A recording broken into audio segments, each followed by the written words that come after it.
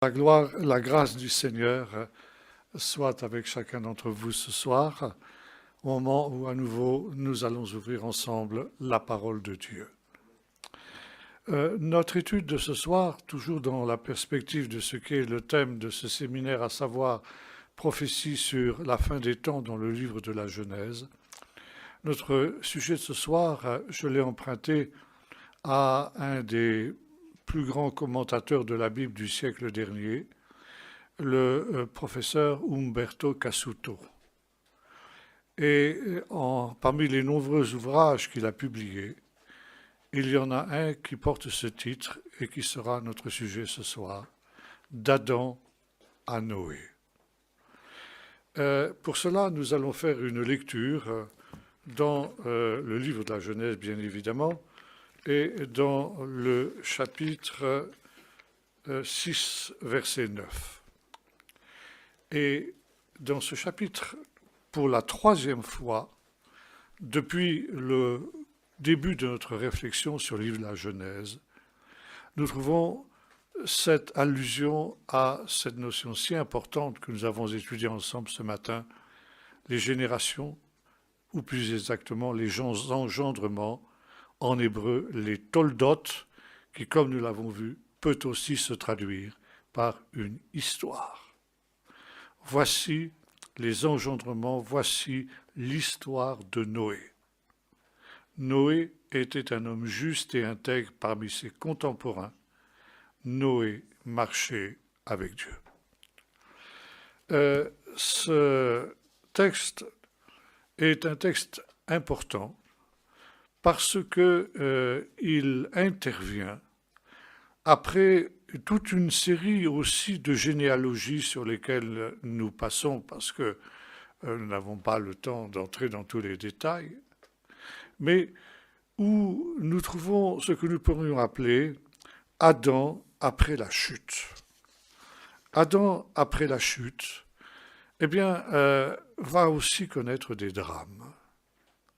Il nous est dit que selon la promesse que Dieu avait faite à la femme, elle devient enceinte et elle enfante un fils. Et nous voyons ici comment justement il y a eu vraisemblablement de la part du premier couple, Adam et Ève, une réelle repentance à la suite de ce qui s'est passé, parce que justement Ève notamment va vivre de cette promesse que son descendant écrasera la tête du serpent. Et lorsque naît ce garçon, elle va lui donner le nom de Cain, Cain en français. Ça vient d'une racine, l'iknot en hébreu, qui signifie acheter, acquérir, mais en vieil hébreu, et notamment ici en hébreu biblique, ça a la signification créer. Et ce que dit Ève après la naissance de cet enfant, c'est ceci: Kaniti et Aish et Elohim.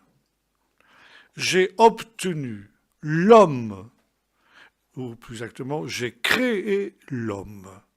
Cet homme dont Dieu a parlé, quand il dit qu'il écraserait la tête du serpent, j'ai créé cet être-là avec Dieu.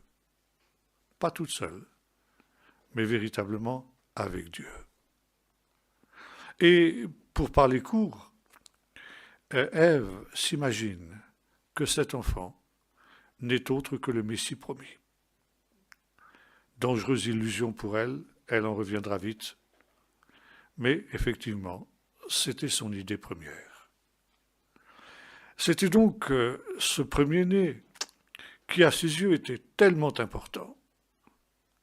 Puis, naît un deuxième garçon, qui lui, finalement, dans la perspective qui est celle de ses parents, Adam et Ève, n'est pas quelqu'un qui a beaucoup d'importance.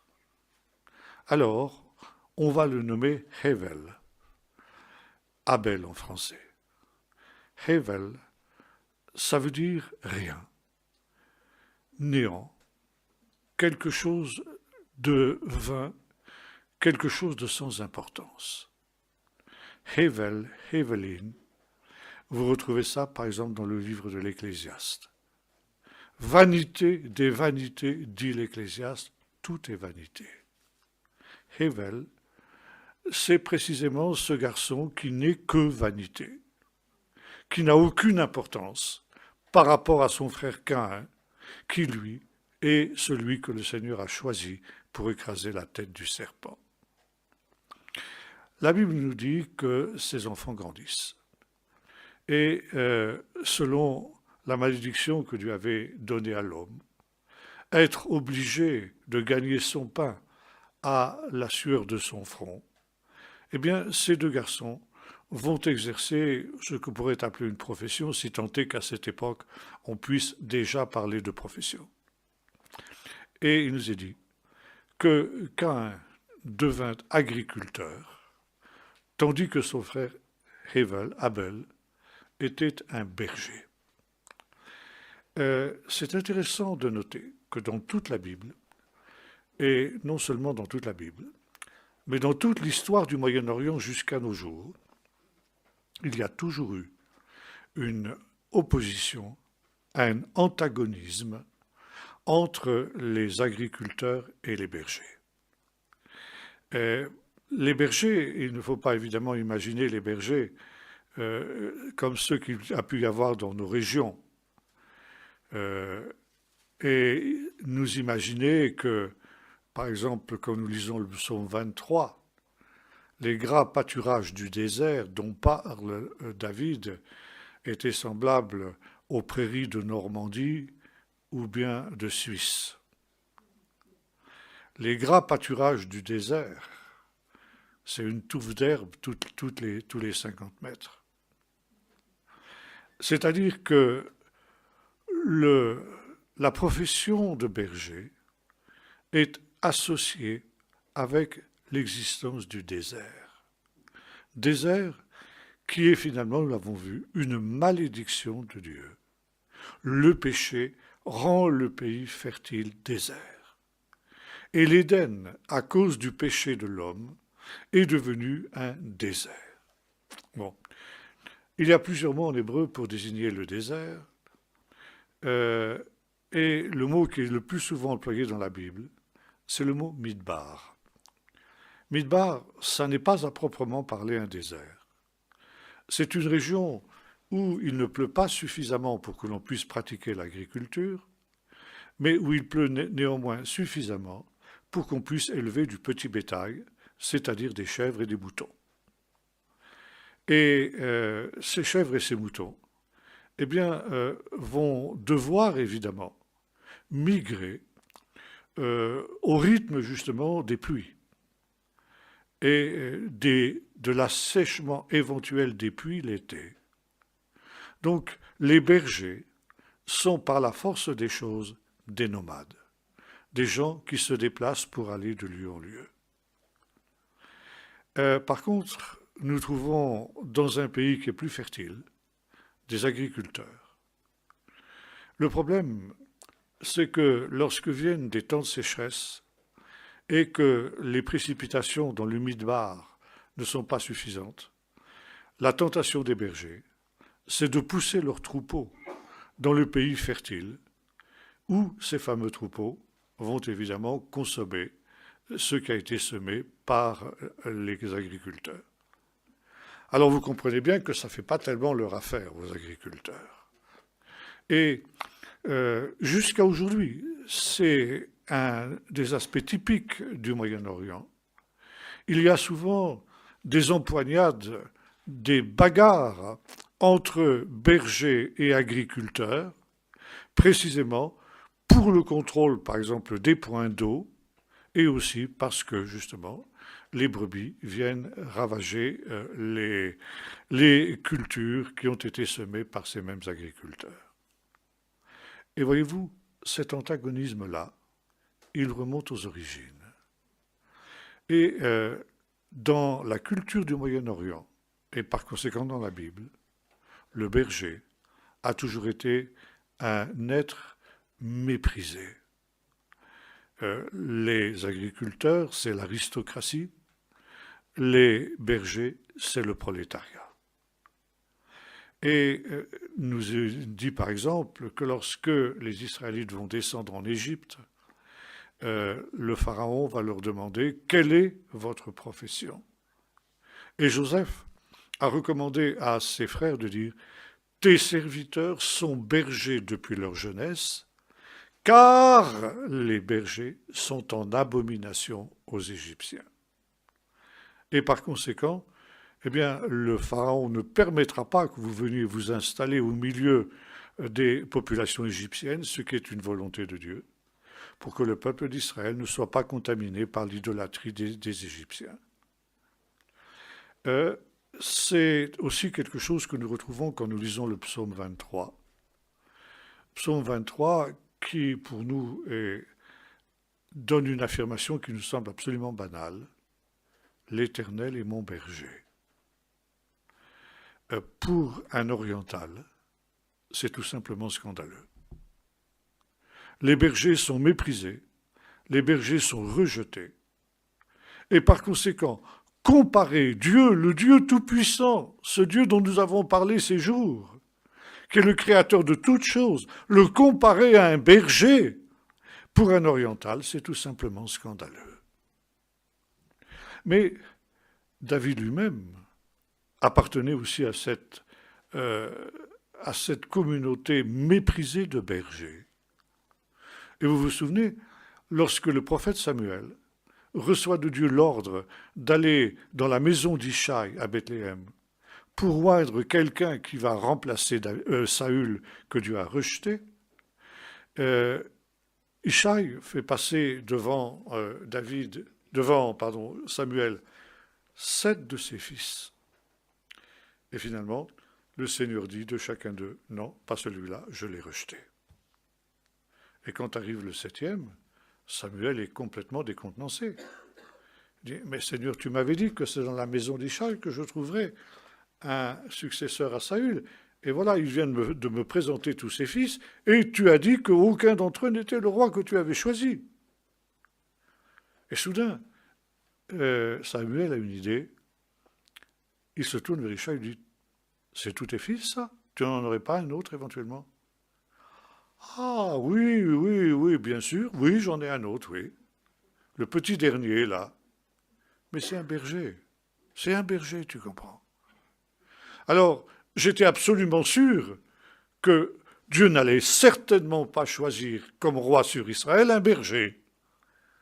Donc, je l'ai laissé là où il était, avec ses brebis.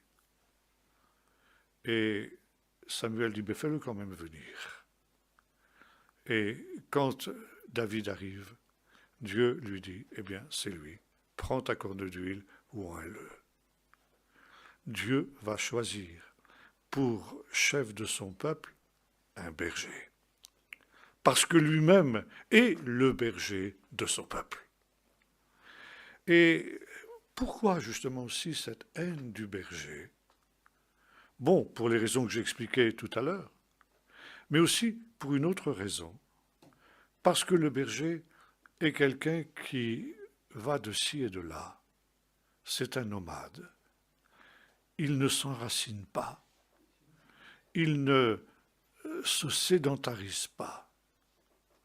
Et pour des sédentaires, cet individu est quelque chose de tout à fait étrange. Comment se fait-il que... d'où vient-il? Où va-t-il? Qu'est-il?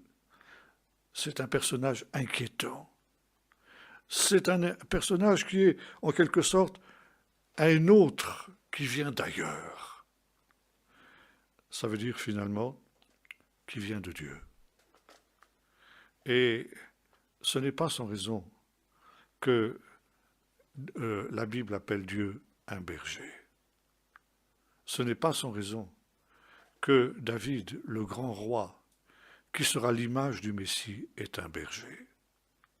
Ce n'est pas sans raison que Jésus, lui aussi, dira « Je suis le bon berger ». Ça aussi, c'est scandaleux pour ceux qui l'écoutent. Mais Dieu est un berger, et comme le berger, il dérange, il interpelle, il remet en cause ce qui est finalement le désir des agriculteurs, des sédentaires. Recréer le jardin d'Éden, revenir à l'Éden. Et voilà, il y a deux visions qui sont complètement différentes, celle du berger et celle du sédentaire. Et entre ces deux personnages, le conflit est inévitable. Et bien sûr, il y a ce problème du sacrifice et de l'approbation de Dieu. Je ne pense pas que Dieu en ait voulu à Caïn parce que Caïn lui avait offert non pas des sacrifices sanglants, comme on le dit dans une certaine tradition chrétienne. Caïn a offert à Dieu ce qu'il avait sous la main, ce qu'il produisait, des produits de son sol. Abel a offert à Dieu des agneaux parce que c'était aussi ce qu'il produisait. Et le problème n'était pas la nature de l'offrande qui avait été offerte au Seigneur par les deux frères, mais le cœur, les dispositions d'esprit avec lesquelles ils avaient apporté ces offrandes au Seigneur. Et voilà, Dieu va rejeter l'offrande de Caïn, parce que Caïn est finalement quelqu'un qui n'a pas une confiance totale en Dieu. Nous allons voir, par exemple, un peu plus tard, après le meurtre de son frère, il va construire une ville. La ville, dans la Bible, c'est quelque chose de très négatif. Ville se dit en hébreu ir. Et le mot ir vient d'une racine qui signifie maudire. La ville, c'est le lieu de la malédiction. C'est un lieu qui est maudit par Dieu. Pourquoi ? Parce que justement, c'est cette révolte contre Dieu, cette volonté de l'homme de reconstruire cet Éden qui a été perdu, de reconstruire par lui-même, par ses propres forces, ce paradis dont il a été exilé par le Seigneur. C'est dans ces villes où les hommes s'agglutinent comme des insectes en quelque sorte, qu'eux aussi s'ajoutent les unes aux autres toutes les tares justement des individus qui composent cette ville. C'est dans les villes qu'on voit l'explosion du péché, beaucoup plus que dans les campagnes. Nous avons vu hier ce que nous dit le psalmiste, les cieux racontent la gloire de Dieu. Mais on pourrait ajouter, et le béton raconte la gloire de l'homme. Et voyez-vous, là on est dans deux visions totalement différentes. Et Abel était un homme de la campagne, Caïn était un homme des villes. Parler de ville à l'époque de Caïn, c'est pratiquement assez comique, parce qu'on est très loin de nos grandes mégapoles modernes, Tokyo, Mexico, New York et d'autres. Mais ce sont, à notre échelle moderne, ça n'était que de petits villages, de quelques centaines, au mieux de quelques milliers d'habitants. Mais c'était déjà le prototype, c'était déjà le point de départ de cette évolution qui allait faire en sorte que l'humanité, justement, aussi choisisse de vivre dans des villes. Jusqu'en 1945, après la Deuxième Guerre mondiale, 80%, 75%, je pense, de l'humanité vivait à la campagne. Aujourd'hui, la proportion est inversée. 75% de l'humanité vit dans des villes. La ville, ça n'est pas ce que Dieu a voulu. Et pourtant, eh bien, l'histoire de l'humanité, qui a commencé dans un jardin, le jardin d'Éden, va s'achever dans une ville, la Nouvelle Jérusalem. Ça veut dire que l'homme a voulu, dans cet esprit de révolte essayer de reconstruire par lui-même justement ce paradis perdu. Et Dieu, nous aurons l'occasion d'en parler avec Babel. Babel, la confusion en hébreu. Dieu va confondre l'intention des constructeurs de cette ville. Et finalement, il va rendre caduc, nul leur projet. Mais Dieu dit, bon, vous voulez une ville? Très bien.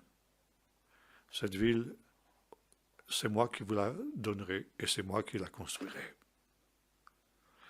Et voyez-vous ici, c'est une notion extrêmement importante parce que les drames provoqués, comme l'avons dit ce matin, par l'infidélité et les souffrances des hommes, sont en fait repris, récupérés par la navette du divin tisserand pour faire ce tapis merveilleux que nous avons évoqué ce matin. Même la révolte de l'homme sert mystérieusement au plan de Dieu. Et Paul nous dira que Dieu a créé certains hommes pour être des vases d'honneur, mais d'autres aussi pour être un usage vil, des vases d'un usage vil, c'est-à-dire des méchants.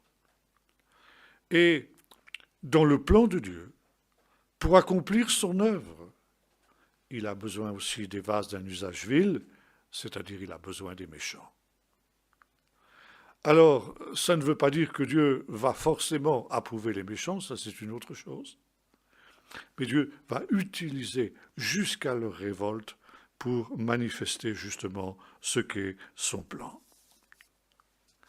Caïn, donc, ne supporte plus son frère, qui est justement une véritable réprimande quant à son attitude vis-à-vis de Dieu.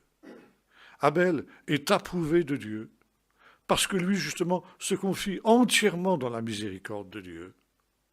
Il sait qu'il est en exil, il sait qu'il est dans le désert, mais il fait confiance à Dieu, comme on dit ce matin, pour que Dieu conduise vers ce qu'il a promis, vers un nouvel Éden où la justice habitera.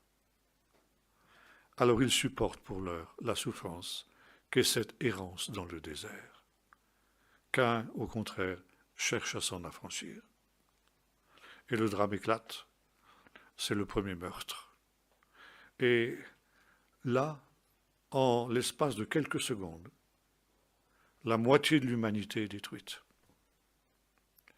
Et les sages d'Israël ont dit, celui qui tue un homme ne tue pas simplement un être humain, mais il tue sa descendance potentielle.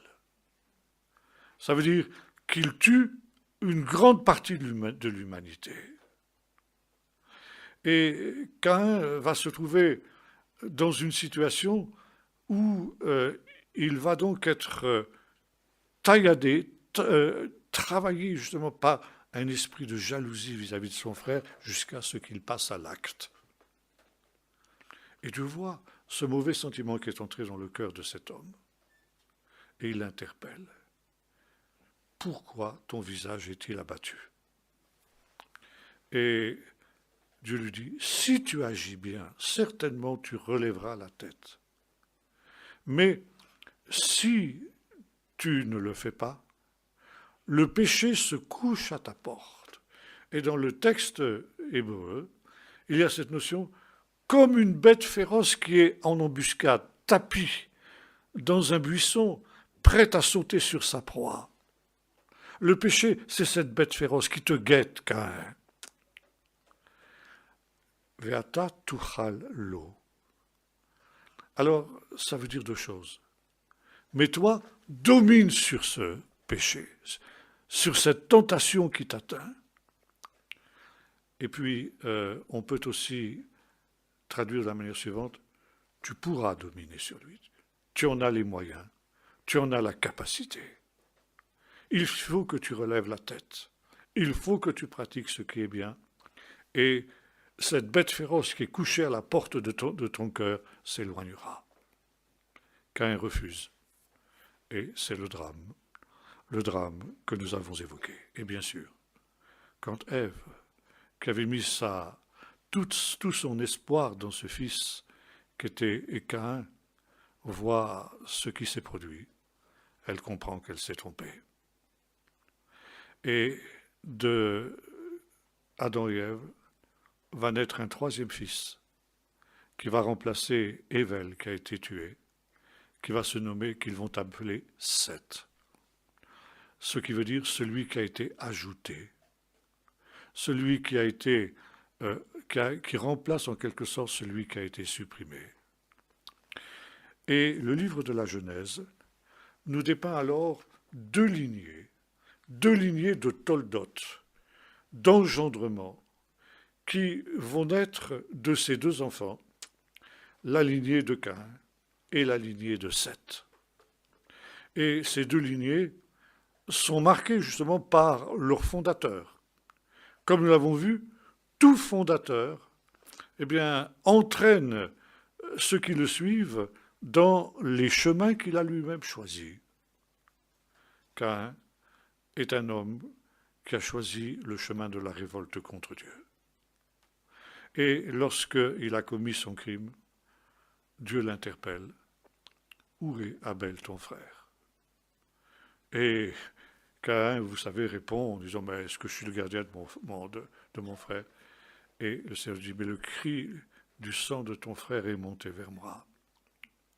Toi qui voulais justement t'établir, te sédentariser, maintenant tu vas être, même si tu te sédentarises, tu seras nomade, tu seras errant sur la terre. Ça veut dire que Caïn est quelqu'un qui a perdu la boussole dans le désert de ce monde, dans cet exil que nous avons évoqué. Au lieu de prendre le chemin de la foi, avec cette certitude que Dieu place devant lui un avenir et une espérance, il va errer sans but, sans aucun point de repère. Et en cela, Caïn est un type extraordinaire de l'homme moderne. Il remonte aux origines des temps, mais il typifie mieux que n'importe quel autre personnage biblique ce qu'est l'homme moderne. L'homme qui s'est révolté contre Dieu, l'homme qui veut construire lui-même son propre paradis par sa technique, par sa science, par ses capacités, celui qui, grâce à ses capacités qui sont les siennes, se prend pour Dieu, mais qui finalement, alors qu'il réussit des réalisations absolument extraordinaires, qu'il construit des villes, qu'il construit, nous allons voir ses descendants qui vont créer l'industrie, la métallurgie, la musique, et aussi toutes sortes de déviations dans le péché, la polygamie, avec un descendant de Caïn, Lémech, qui va être le premier à prendre deux femmes. Donc la décadence aussi sur le plan des mœurs, qui est aussi une des marques typiques de notre temps, et surtout qui va être un homme profondément angoissé, parce qu'il a perdu tout point de repère. L'homme moderne est un errant. Il ne sait d'où il vient, il ne sait où il va. Il ne cherche d'ailleurs même pas à le savoir. Il se contente de jouir du temps présent, du moment qui passe. Plus tard, Paul caractérisera cette mentalité de cet homme qui, à l'instar de Caïn, est errant sur la terre. Mangeons et buvons, car demain nous mourrons. Tout ce que tu peux espérer, c'est de profiter de cette vie. Il n'y a rien après cette vie. Tout est fini, c'est la mort. Et le premier couple a déjà été affronté à la mort en la personne d'Abel. La mort, maintenant, ils savent ce que c'est. La mort, finalement, c'est quoi? C'est le paroxysme de l'exil. La mort, c'est la séparation d'avec Dieu. Par conséquent, c'est vraiment le comble de l'exil. Et à l'inverse, la résurrection, eh bien, c'est la fin de l'exil. C'est le retour, justement, dans la présence de Dieu. Caïn est quelqu'un qui va être justement marqué par cette absence de point de repère, qui est typique justement de notre monde moderne. Et pour essayer de vaincre son angoisse, pour essayer de donner quelque sens à sa vie, eh bien, cet homme, cette lignée de Caïn, invente la technique. Et ça, nous l'avons vu il y a un instant. D'abord, Caïn est le premier bâtisseur d'une ville. Bâtir une ville, ça implique des moyens techniques qui peuvent sembler primitifs, qui ne le sont d'ailleurs peut-être pas autant qu'on ne le pense. Et dernièrement, on a fait en Égypte des découvertes absolument qui interpellent. Vous savez, on a toujours tendance à considérer les anciens comme des espèces de demeurés plutôt bêtes, et il ne faut pas les prendre pour des imbéciles, les anciens. À l'époque des pyramides en Égypte, l'Ancien Empire, on a trouvé des documents qui datent de cette époque, avec des schémas qui ont complètement interpellé les archéologues. On avait l'impression d'une installation électrique. Et les archéologues se posent la question, est-ce que les anciens Égyptiens n'auraient pas déjà découvert l'électricité? On hésite à répondre à cette question d'une manière positive, parce que ça nous paraît tellement énorme, nous qui nous glorifions de notre science et de notre technologie, penser que nos ancêtres auraient pu avoir des connaissances de ce type-là. Alors, notre premier instinct, c'est de le rejeter. Bon, je laisse le débat ouvert, mais en ce moment, il est discuté justement par des spécialistes. En tout cas, donc, Caïn construit une ville. Une ville dans laquelle il se met à l'abri. Peut-être aussi cherche-t-il, d'une certaine manière, par ce moyen-là, comme l'a montré Victor Hugo, à fuir la colère de Dieu. Un de ses descendants, Tuval-Caïn, va inventer la métallurgie. Un autre, nous l'avons vu, la musique. Par conséquent, on a l'impression d'un progrès. Et aujourd'hui, le progressisme, c'est, on pourrait dire, la religion moderne, la religion actuelle. C'est tout à fait étonnant d'ailleurs parce que cette religion du progrès qui est née avec justement l'essor des sciences et des techniques à partir du XVIIIe siècle a donné lieu à cette idéologie par le progrès technique et scientifique. L'homme va pouvoir s'égaler à Dieu. Cette idéologie du progrès a subi évidemment de graves remises en question, notamment après les 2 guerres mondiales. Parce que l'on considérait qu'avec le progrès technique, il y aurait aussi un progrès spirituel et moral. Et on a été obligé de se rendre compte que s'il y avait indiscutablement un progrès scientifique et technique, il n'y avait pas de progrès moral qui suivait. C'était même l'inverse. Et nous arrivons aujourd'hui à un stade, le dernier stade de cette évolution, où, de fait, l'homme a réussi à créer une sorte de paradis terrestre où nous vivons dans un confort qui n'a jamais été égalé à aucune autre période de l'histoire.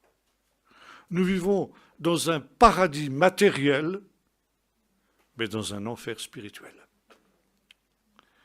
Et c'est exactement ce qui va se passer aussi entre Adam et Noé. Entre Adam et Noé, il y a une succession de 10 générations. Ça fait partie aussi d'une espèce de mathématique biblique qui est basée aussi sur la symbolique des chiffres. Et 10 est un chiffre, ou plutôt un nombre, pardon. Merci, ma professeure de mathématiques. C'est un nombre qui a une signification négative. c'est le nombre de l'épreuve, de la difficulté, les 10 plaies d'Égypte, les 10 jours de la tribulation de l'église de Thyatire, etc. Il y a de nombreux exemples où le chiffre 10, le nombre 10, a une signification négative. Et ce que veut nous dire symboliquement l'auteur de la Genèse est ceci. Au début de la Genèse, on part d'un état qui est celui de la perfection. Dans ce monde merveilleux qui est sorti des mains du Créateur, il n'y a pas aucune trace de mal, aucune trace de souffrance. Tout est harmonieux, tout est parfait. Dieu vit que tout ce qu'il avait créé était très bon. Et quand on arrive à la 10e génération, après Adam, c'est-à-dire la génération de Noé, tout est mauvais. Au début, tout était bon, et tout est mauvais juste à la veille du déluge. Et c'est précisément parce que tout est devenu mauvais que ce monde-là va périr. Et le texte biblique est très clair. La terre était corrompue. Ça veut dire, cette création merveilleuse qui était sortie des mains du Créateur était totalement arrivée à un point de déliquescence, de putréfaction, qui faisait qu'elle ne pouvait plus subsister plus longtemps. Tout est devenu mauvais. Le mal règne partout. Et pourtant, nous avons eu, effectivement, pendant cette période, un progrès technique indiscutable. Et l'archéologie, d'ailleurs, permet de le montrer. Parmi les ancêtres de cette lignée de Caïn, il y a un certain Méhouyaël. Ça veut dire, littéralement, quelqu'un qui oublie Dieu. Et les sages d'Israël nous disent que ce personnage porte ce nom parce que, justement, la civilisation de l'époque était devenue tellement brillante sur le plan matériel, tellement développée, que les hommes de cette période-là en avaient oublié Dieu. Il a pour descendant un autre personnage qui, lui aussi, va avoir une autre vision des choses. Un homme qui demande la mort. Parce que, justement, en même temps, le monde est tellement dégénéré que, malgré le progrès matériel, la décadence spirituelle et morale fait que ce monde est devenu invivable. Et les hommes de cette génération, nous disent les sages d'Israël, préfèrent la mort plutôt que de continuer à vivre dans des situations de ce type-là.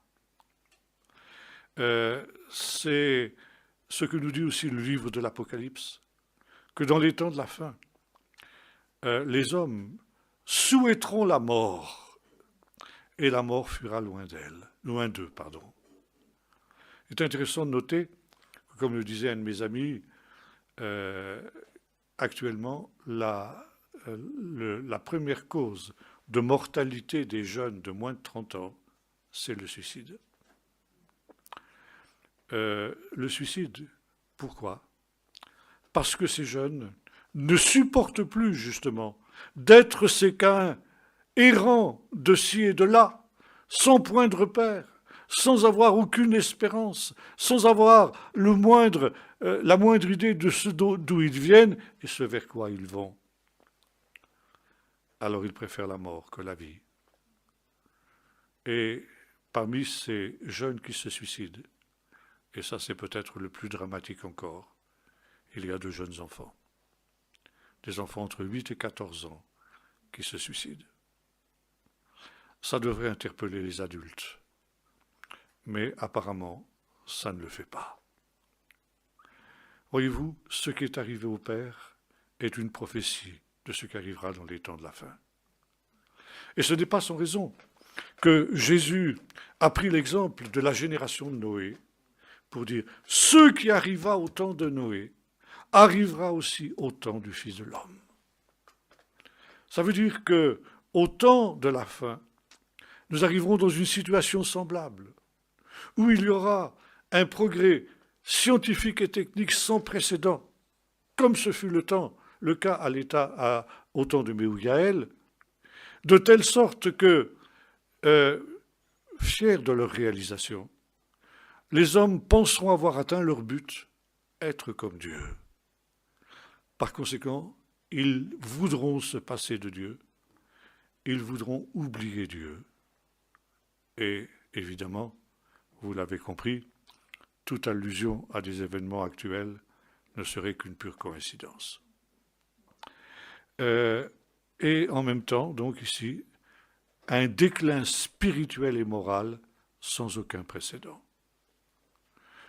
Dieu voit cette situation qui va en se dégradant au fur et à mesure que les générations passent.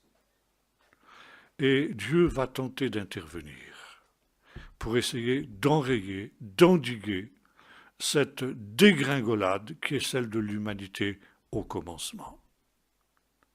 Il va le faire d'abord en suscitant un prophète. Le prophétisme naît à cette période-là.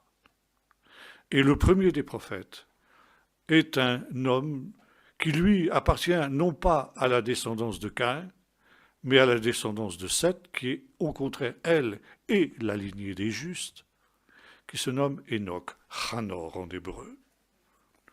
C'est intéressant qu'il y a aussi un Chanor dans la généalogie de Caïn. Et d'ailleurs, son père va donner à la ville qu'il construit son nom, Chanor, la plus ancienne ville qui ait été construite par les hommes. Enoch, un homme dont il nous est dit qu'il marche avec Dieu. Et là aussi, d'une certaine manière, il tranche sur ce que sont justement les hommes de sa génération. Et Judas, je l'appelle Judas, excusez-moi, parce que c'est son vrai nom. Jude, c'est une volonté justement de rester dans une perspective antisémite. Je fais cette petite digression. Parce que dans le Nouveau Testament, il y a les bons et les mauvais Judas. Et chaque fois qu'on a affaire à un bon Judas, on l'appelle Jude. Et quand on a affaire à des mauvais Judas, tel Judas Iscariote, on continue à les appeler Judas. Judas, ou Jude, comme on le dit dans nos Bibles, n'est autre que le propre frère de Jésus selon la chair. Et Judas, dans son épître, cite Enoch, justement. Et il nous dit, Enoch, le 7e depuis Noé, ça aussi, on retrouve la mathématique biblique, 7, le chiffre de la perfection. À la 7e génération, Dieu va susciter cet homme juste, qui non seulement va marcher avec lui, mais qui plus est, va devenir aussi un prophète. Et Judas, le frère de Jésus, nous dit dans son épître qu'il a prophétisé pour les temps de la fin, c'est-à-dire pour notre temps. Et cette prophétie est la suivante. Le Seigneur est venu avec 10 000 milliers de ses saints pour faire rendre compte aux hommes de tous les temps, de tous les actes d'impiété qu'ils ont accomplis sur la terre. Ce texte-là se trouve dans un livre, ou des livres très exactement, qui datent d'un petit siècle avant le Nouveau Testament, avant Jésus, et que l'on appelle justement la littérature d'Enoch. Nous avons 4 livres qui sont attribués à Enoch. Ces livres n'ont jamais été considérés comme inspirés par l'Église chrétienne, sauf par quelques églises orientales. Par exemple, l'Église éthiopienne, ou bien des églises slaves. De telle sorte que ces livres d'Enoch, ces 4 livres d'Enoch, nous sont parvenus dans ces langues-là, en éthiopien ou en slavon, c'est-à-dire en vieux slave.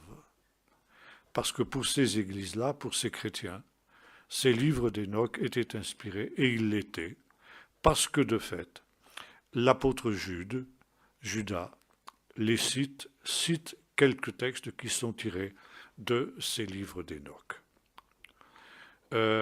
L'Église, dans son ensemble, dans sa grande majorité, a rejeté ces conclusions-là, et à mon sens, avec raison. Néanmoins, comme le disait un grand spécialiste de ces questions, avec lesquels j'ai eu l'occasion de m'entretenir justement au sujet de ces livres, eh bien, les livres d'Enoch, qui sont en réalité des fictions, ils n'ont jamais été écrits par Enoch lui-même. Mais il est possible que l'auteur du livre d'Enoch, qui s'est fait passer pour Enoch, en ce sens il était un faussaire, et c'est pourquoi nous ne pouvons pas considérer ces livres-là comme inspirés, parce qu'ils ont été écrits par des faussaires. Mais il est possible que ce personnage d'Enoch, qui se faisait passer pour Enoch, ait conservé des traditions qui remontent aux origines de l'humanité. Et notamment, on trouve dans un de ces livres d'Enoch une mention de ce à quoi nous faisions allusion ce matin. Je vais essayer de retrouver la citation exacte, voilà. Dans un texte, il nous dit ceci, il est question de ces 2 livres, le livre de l'histoire du ciel et de la terre, et le livre de l'histoire de l'homme. Et Enoch dit à ses descendants, à son fils notamment Methushalah, le fameux Mathusalem qui a vécu près d'un millénaire, « Donnez ces livres à vos fils afin qu'ils les lisent et qu'ils en vivent. » Donc, il est vraisemblable qu'Enoch et ses fils ont conservé dans ces livres qui ont été transférés de génération en génération un certain nombre de prophéties qui avaient été données par le véritable Enoch cette fois-ci. Et conduit comme il l'était par le Saint-Esprit, l'apôtre Judas a su discerner dans ses livres d'Enoch ce qui était réel et il les a intégrés dans son épître. Donc ici, Dieu avertit ces gens des jugements qui viennent. Et en plus de ça, Enoch va accomplir, comme beaucoup de prophètes après lui, un signe prophétique. Les prophètes sont non seulement des gens qui parlent, mais ceci aussi des gens qui font des signes prophétiques. Par exemple, Ézéchiel va perdre sa femme, brusquement, et il reçoit de Dieu l'ordre de ne pas la pleurer. Et on lui demande, mais cette femme, tu l'aimais beaucoup, et c'est tout l'effet que ça te fait. Tu ne la pleures pas, cette femme. Non, dit Ézéchiel, parce que c'est le drame que je viens de vivre. C'est le drame que Dieu va vivre quand Israël sera emmené en exil. Et Israël qui va connaître une sorte de mort, puisque la mort, nous l'avons vu, est en réalité un exil, eh bien, ça n'entraînera aucune lamentation de la part de Dieu en particulier. Donc le prophète devient un signe prophétique pour ceux qui l'entourent. Nous retrouvons ça aussi avec Ésaïe, qui va marcher nu et déchaussé dans la ville de Jérusalem. Pourquoi ? Parce que c'est une prophétie de ce qui va se passer quand Jérusalem sera emmenée en exil. Et sur les bas-reliefs, par exemple, des Assyriens, on voit après les sièges des villes par les Assyriens, les prisonniers qui partent en exil nus et déchaussés.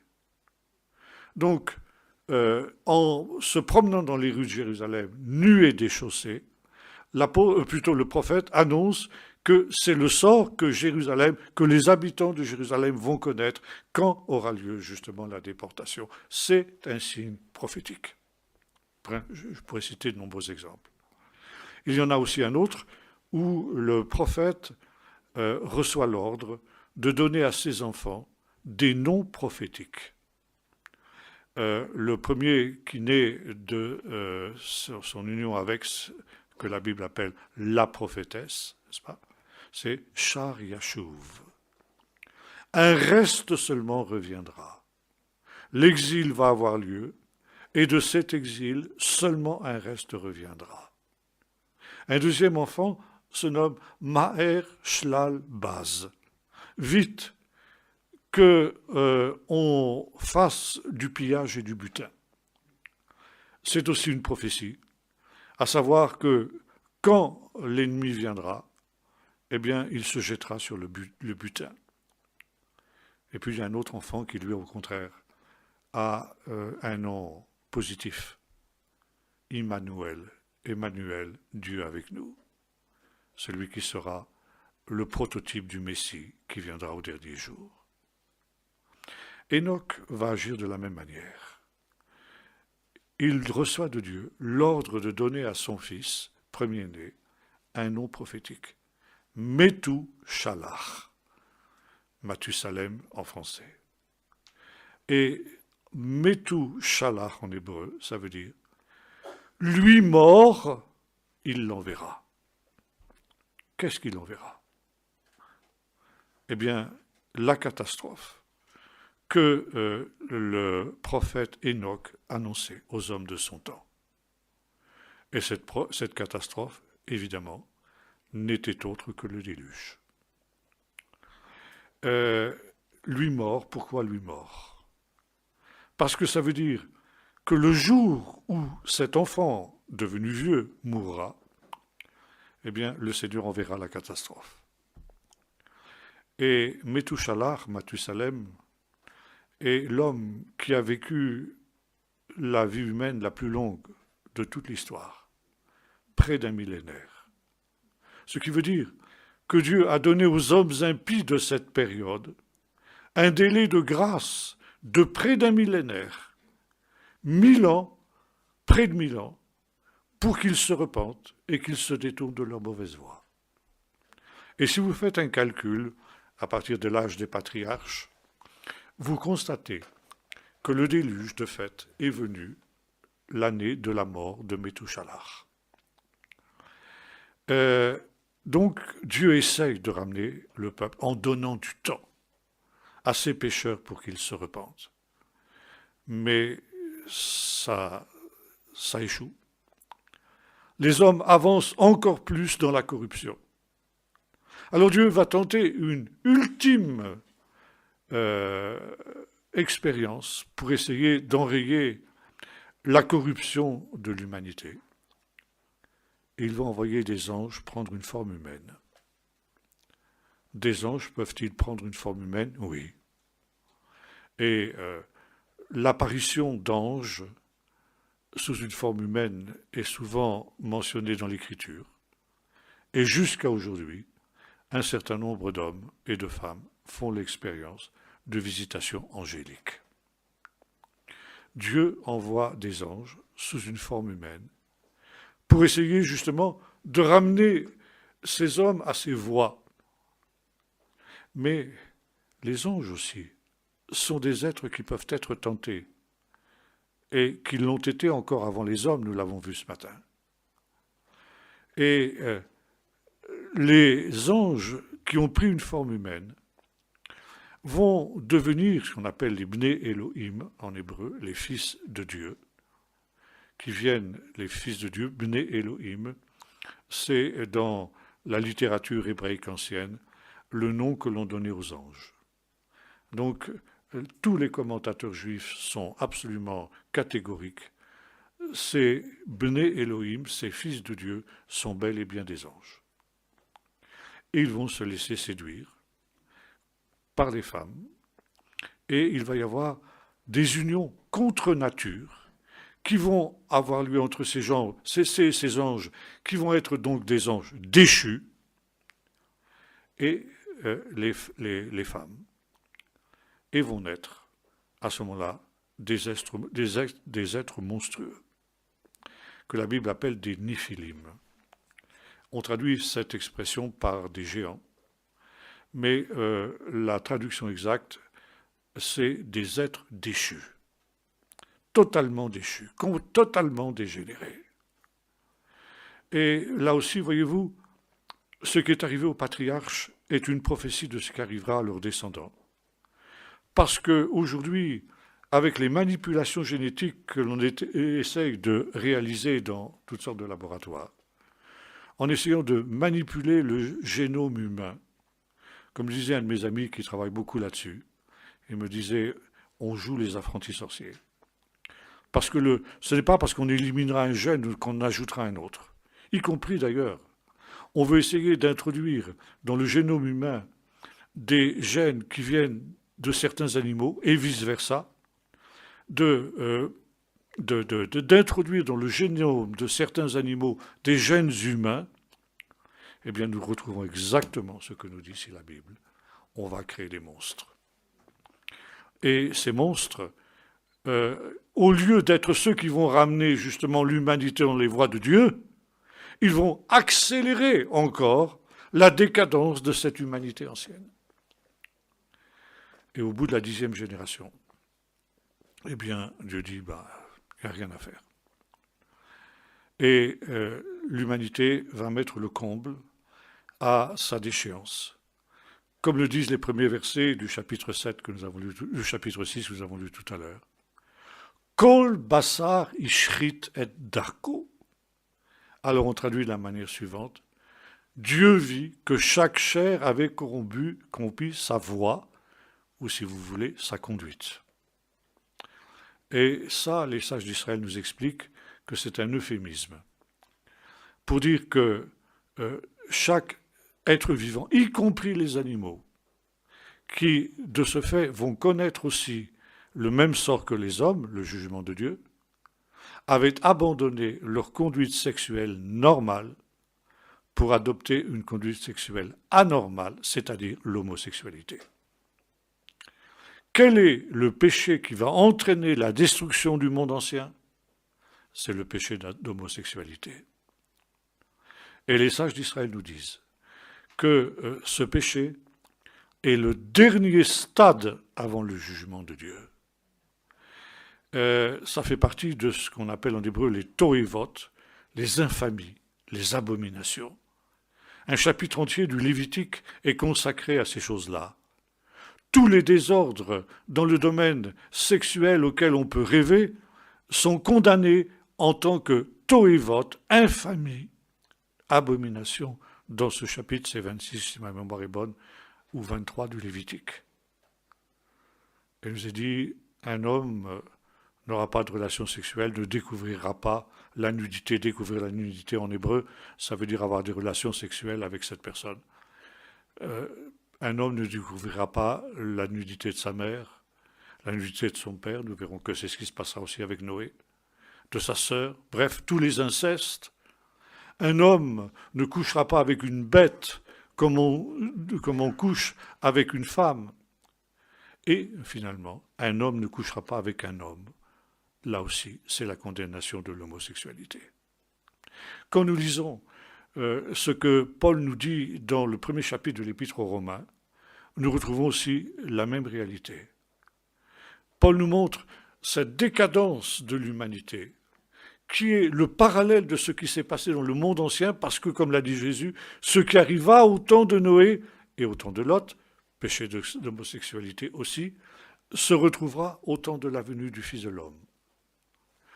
Et Paul nous montre que, parce que les hommes ont pratiqué l'idolâtrie, parce que, se vantant sages, ils sont devenus d'êtres fous, eh bien Dieu les a livrés à leur sens réprouvé, pour qu'ils commettent les choses les plus abominables.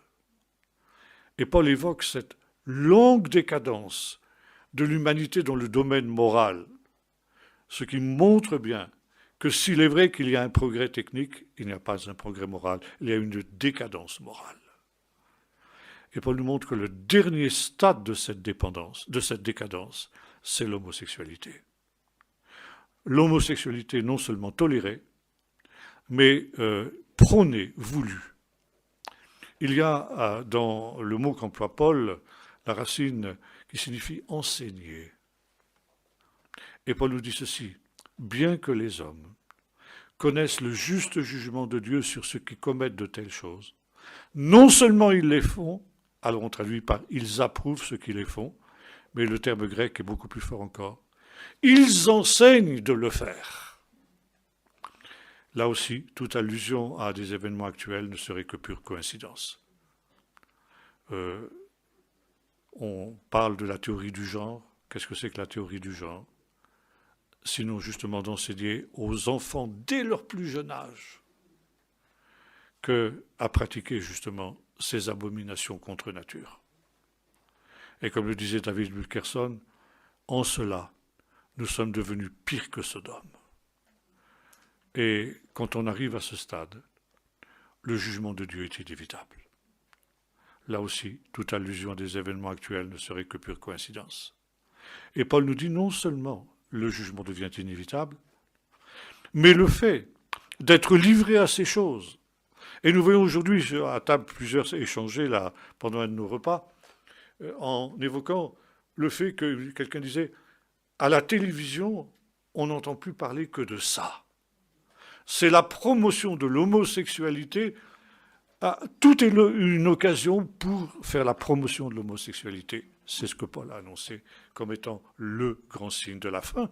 Et Paul nous dit, Dieu les a livrés. C'est le début du jugement de Dieu. Le jugement de Dieu est déjà commencé. Voyez-vous, c'est un universitaire israélien, professeur Heskel Kaufman, qui a écrit un livre qui s'appelle « Histoire de la religion d'Israël » et qui note dans ce livre ceci, la grande différence entre les religions païennes et le judéo-christianisme, c'est que toutes les religions païennes, sans exception, considèrent l'homosexualité comme quelque chose de normal. Et si vous prenez par exemple les codes anciens, le code de Hammurabi qui se trouve au Louvre, mais aussi les lois de Deshnuna, d'Apidishtar, d'autres lieux semblables, ces codes juridiques anciens font un statut juridique pour les homosexuels des deux sexes. Et, disait le professeur Kaufmann, le judéo-christianisme, le judaïsme, la Bible, est le premier livre de l'histoire humaine qui déclare que l'homosexualité, c'est une toéva, une abomination. Et il disait ceci, le jour où le judéo-christianisme aura admis l'homosexualité, il n'y aura plus de judéo-christianisme. Le judéo-christianisme se sera autodétruit parce qu'il ne repose essentiellement que sur cette base-là.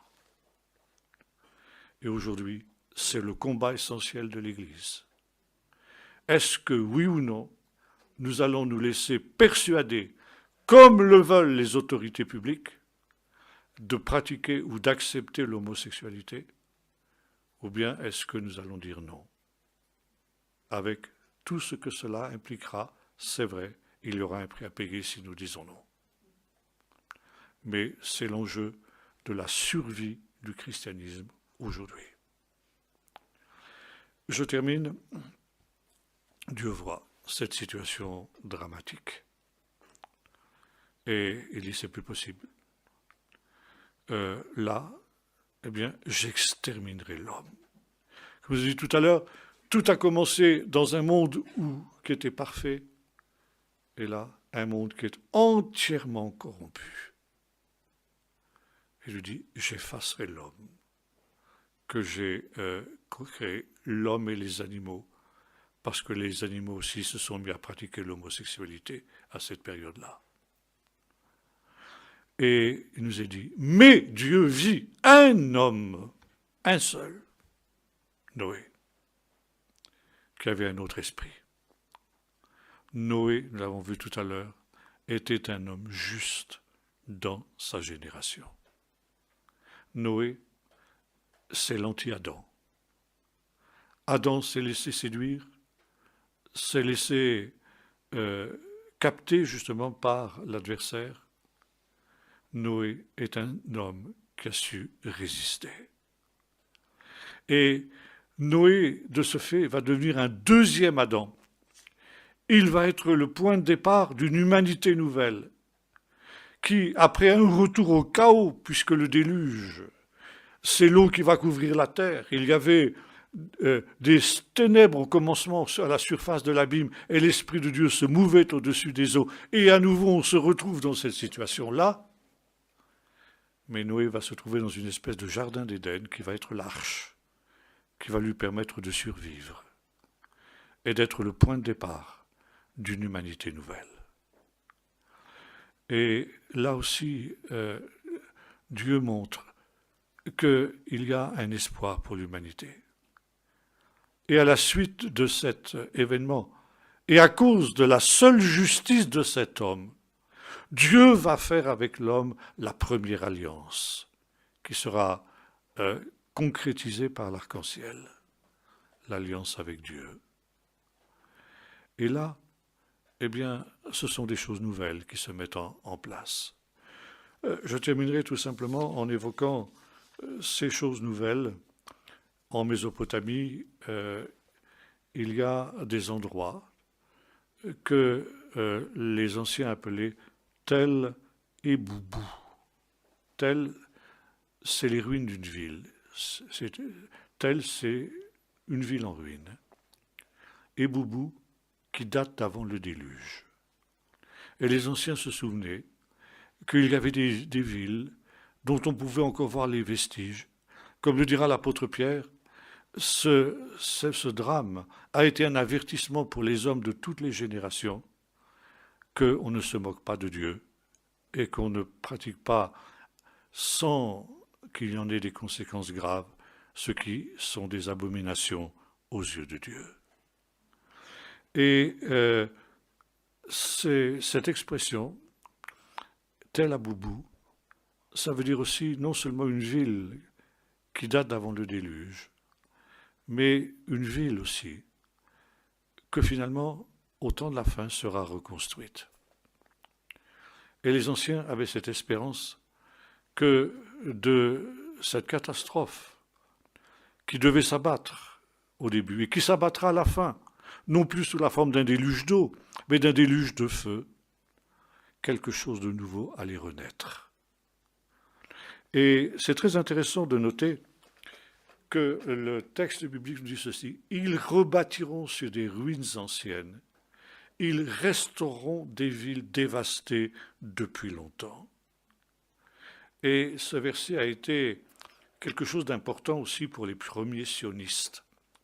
Et le fondateur du sionisme, qui était Theodor Herzl, a écrit à la fin de sa vie un roman d'anticipation dans lequel il décrivait le pays d'Israël restauré dont il rêvait. Il a écrit ce livre en allemand, et ce livre porte donc en allemand le titre suivant, Ad Neuland, ce qui se traduit par pays ancien et nouveau. Et lorsque les pionniers sont revenus en Israël, après justement la période du début du sionisme, ils avaient l'impression qu'ils allaient être aussi amenés à reconstruire sur des ruines anciennes. Et ils restaureront des ruines anciennes dévastées depuis longtemps. Alors ils ont traduit en hébreu ce titre de Theodor Herzl, Ad Neuland, ce qui donne en hébreu Tel Aviv. Et voyez-vous, c'était effectivement cette renaissance. Alors, nous arrivons maintenant à un stade où nous sommes à la veille d'un autre déluge, non plus d'eau, mais de feu. Mais avec cette certitude que de cette catastrophe naîtra aussi un monde nouveau. Noé avait été le premier qui avait reconstruit ce monde nouveau, parce qu'il était juste dans cette génération. Ça lui avait coûté, et ça nous coûtera aussi.